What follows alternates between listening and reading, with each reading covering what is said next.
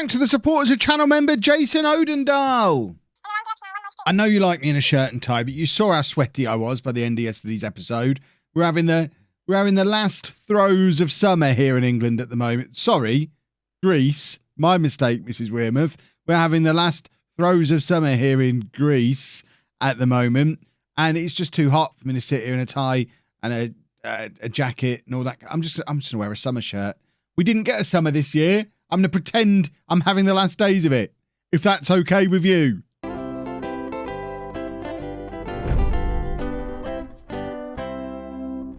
Hello and welcome to part 99 of the Greek Odyssey. I'm Kevin. Coming up on today's episode, we have a double header against Basel, which after yesterday's matches is oh so incredibly important. In the league, things are going well. As you can see, 7 from 7 in the league. Happy days. In the Champions League, not so much. With the 0-0 draw against Chelsea, the 3-0 defeat against Inter, we're entering match day 3 and we've not yet scored a goal in this season's Champions League. We are last season's finalists and we've not yet scored a goal in this season's Champions League. Chelsea and Inter have played their game earlier in the day, so interesting potential connotations coming up as well. If we beat Basel, we'll go level on points with Inter. Chelsea and Inter then play again, and I'm pretty happy with either outcome of that, any outcome of that game. If Chelsea win again, we move above Inter. If Inter win again and we beat Basel again, we go level on points with them. If it's a draw, we go above Inter. Either way, if we beat Basel twice, we're well back in the mix. Hopefully. Let's just make sure we beat Basel twice. If we don't, this season is a write-off, and I'm very sad about it. The team we're putting out there to try and beat Basel the first of 2 times on today's episode. Tennessee in goal. A back four of Kansarovic, Hernandez, Bilbao and Jair. Milo at the base of the midfield. Dominguez and Duffy ahead of him. German, Carnevali and Pedraza are the front 3. That's an unusual front 3. I hear you cry. Yeah, it is. Ryan Allen's injured. Solorzano's obviously injured. I'm wondering why I haven't got Claudio Sanchez on the bench. I'm looking for any good reason other than the fact, because this team would have been picked yesterday by Pastkev. Maybe form is the reason he's not even on the bench, but it still seems a bit of a stretch to not even have him on the bench. But then I guess looking through the bench that we've got there, who do we put him on there for? I guess he makes more sense than Lensina because he can cover both wings. Then it seems a little bit harsh that Lensina's not even on the bench, but Lensina's not match fit. There we go. Problem solved. We do that. Sanchez comes up onto the bench that way. Let's submit the team. What's the matter with Dominguez? Just not fully match fit. That's fine. We can cope with him not being match fit. We're fresh off the back of an international break, so there's a few players who are not fit off the back of that. Although to be fair, Lensina is one of the Argentinian contingent who I'm not letting play international football at the moment.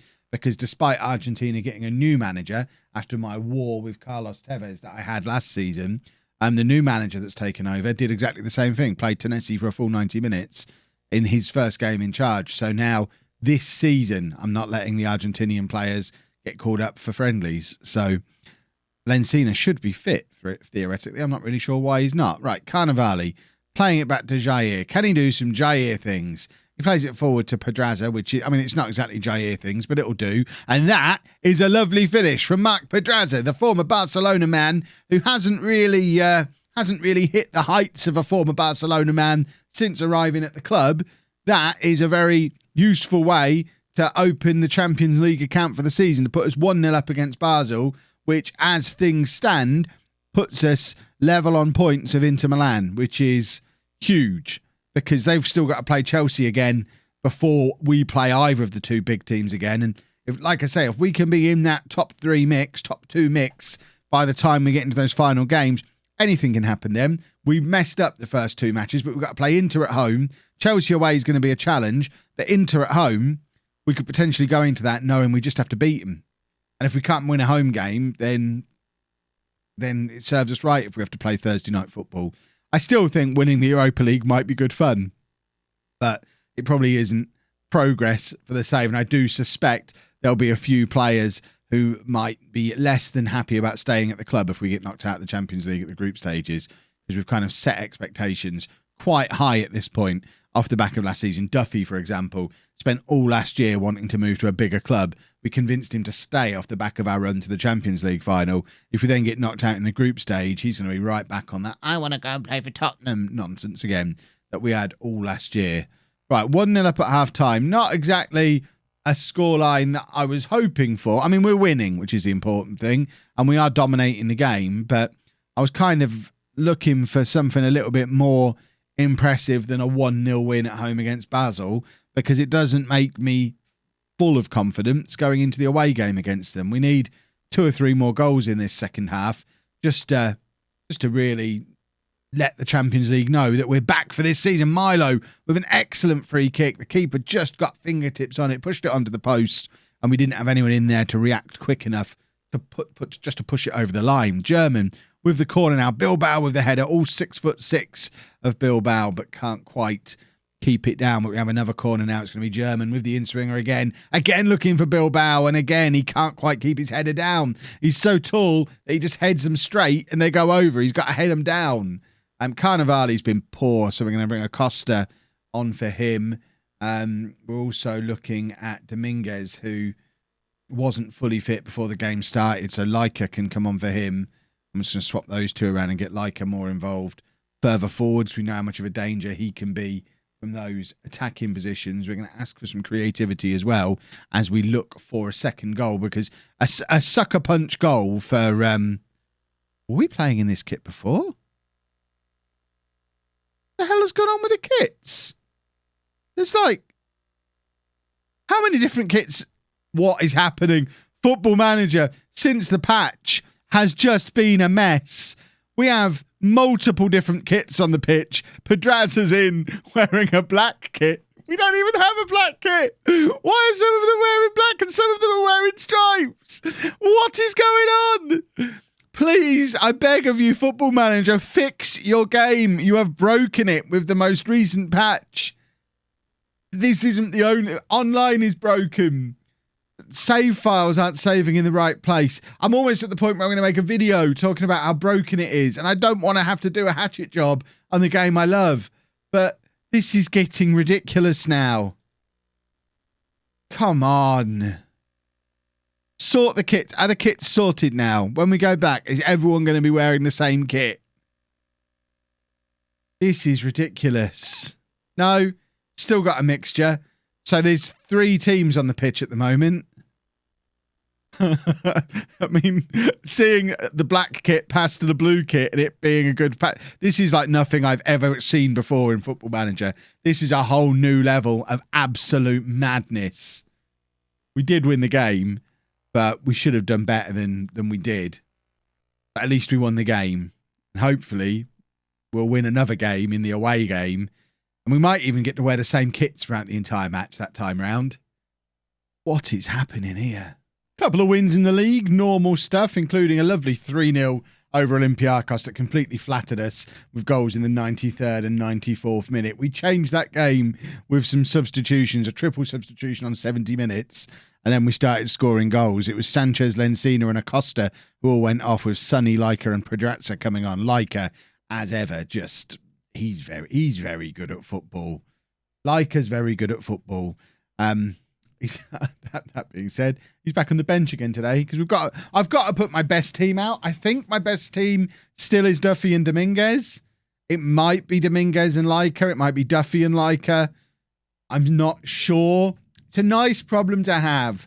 It's just a shame I'm having to figure it out in a must-win Champions League game. But hopefully this is a team that can get past Basel again.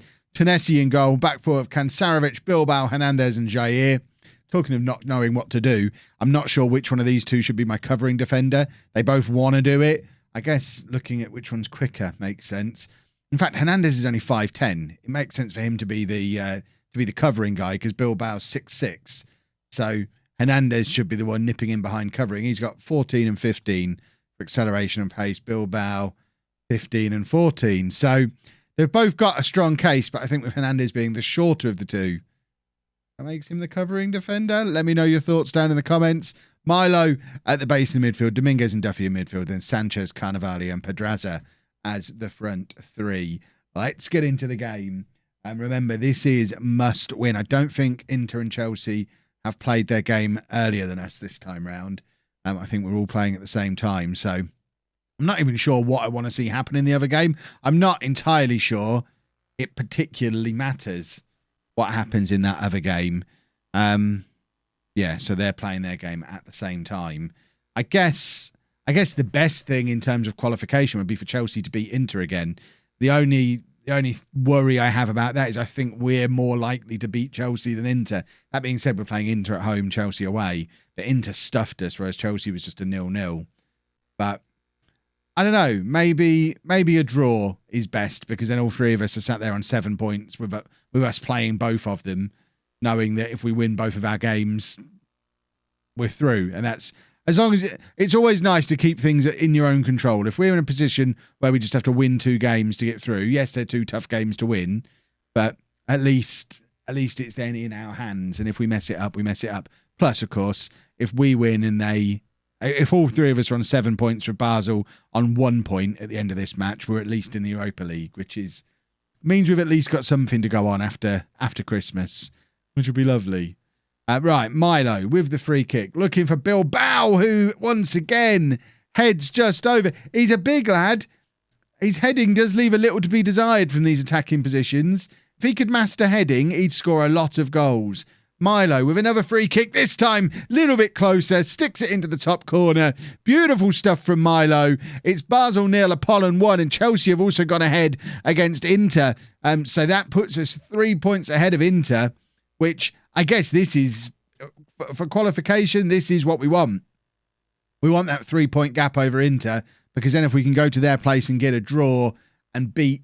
Oh, no, they're coming to... Oh, it's complicated. It's Kev Maths. Why do I show you the Champions League group games when every season we get into this world of Kev Maths? I have A-level maths. I can do maths. Just football maths breaks me a little bit. Jair with the cross. Carnevale, it falls to Duffy. Dominguez from miles out plays it into the path of Sanchez, who you would have expected Claudio Sanchez to do a little bit better there. 'Twas not to be. Someone in the comments a day or two back said they couldn't believe Sanchez is still only 24 because he's been around for so long, and they thought he was nearly 30. Claudio Sanchez broke into our first team at 18 years old. So, yeah, he has been around for a while. He is going to be, by the time he's 26, he becomes Greek. I think I mentioned that in the transfer special. So he is going to be a Greek passport holder before too long, which is going to be very handy for squad registration stuff. Right, we're going to bring Acosta on, stick him up front. Carnevale can come out here as an inside forward, Acosta as a complete forward. What's it called? Selection advice, the thing you get through. That often tells me to put these two this way around, and I just ignore it. I wonder if I should put them the other way around. I mean, Acosta out wide just doesn't make any sense at all to me. But what do I know? We're doing it this way around. That's what I know. Right, Kansarovic with the throw. Finds Carnevale. Back to Kansarovic again. All the way back to Bilbao, who finds Dominguez. We do need to continue to monitor Dominguez's fitness levels. He has had a few injuries recently. Jair now, getting really used to playing in this right back role. Not done any Jair things yet, though. Lencina, though, plays it into Jair. Can we get some Jair things now? No. Dominguez to Milo. Dominguez again. Milo. Duffy. Milo is involved in everything here. Duffy plays Kansarovic in. This looks like a nice move that should end with a goal. It's looking for Acosta. Carnevale! And there is the goal, and it's 2-0. And that is an enormous goal for us, because that gives us an advantage that hopefully Basel aren't going to come back and equalise. They've only had 2 shots in the entire game so far. Chelsea still beating Inter, which I know I said I wasn't really sure what I wanted to have happen in that other game. But looking at what it does to the table, I'm very happy going into the final 2 games with this table looking like that, knowing we've still got Inter to play and Chelsea. I'm a lot more hopeful than I was this time yesterday. Leica's going to come on for Duffy as the final change. Although in these circumstances, probably should have put Brooman on. We already know Leica's good, whereas Brooman's still in the process of proving himself. Bilbao with another header that goes over. We need to get that boy on some heading practice, because he will be absolutely lethal from these set pieces once he learns to head a football properly. He's already played 25 games for Spain and can't head. Lencina with the shot, and it goes a little bit wide. We need to get Brazanio in from the Chivas save and just have him mentoring Bilbao for a season. And we'll have a 30-goal a season centre-back if we do that. Right. Final throws of the game. It looks like it's now a draw between Chelsea and Inter, which, I mean, even that all of a sudden the group looks winnable looking at that. I still think I preferred Inter having that 3-point deficit on us. 2 points is a little bit scary because if they beat us, obviously they overturn that then. Although to be fair, with the 3-point gap, because they'd be ahead on the head-to-head, if they beat us, they'd overturn it anyway. So I guess actually, in terms of Inter catching us, the draw doesn't make a difference, but it does put Chelsea back in sight and make it potential for us to catch them. I'm not sure what order we play these two games in. We'll have a look in a second. Acosta's in here, though, and Acosta with the finish. It's his 4th goal of the season, and that just puts the rubber stamp on it, and it's a very tidy finish from Acosta, who is currently our top scorer. So we're finally starting to see the Acosta we thought we were getting when we signed him. Remember, he's the guy who came in as Damien's... Was it him who came in as Damien's replacement? It might have been Claudio Vinicius, actually. I think Acosta might have come in the following summer. But either way, he's been around for a while. He needs to have a season at some point. Right, very pleased with the performance. Let's just check in with the result in the other game. It was Inter 1, Chelsea 1. So if we then jump back to the fixtures, how do we do what I'm trying to do? So next round of games is... Would have been easier to just look at this on my schedule. So we are away against Chelsea, Inter at home against Basel. So Inter beat Basel. So we really need to go and get a draw against Chelsea. And then all three of us are going to be sat there on 8 points. And then that takes us through to the final match day when we're at home against Inter. Chelsea are going to beat Basel. But Chelsea should win the group. Fingers crossed we can get the draw against Chelsea. And then it'll all be on us beating Inter because we'll be level on points with them, presumably, but they already beat us once, so we must beat Inter at home. All to play for tomorrow, boys and girls. If you've enjoyed that, please make sure you leave a nice big thumbs up on there for me. Subscribe to the channel for daily Football Manager videos, and thank you very much for watching.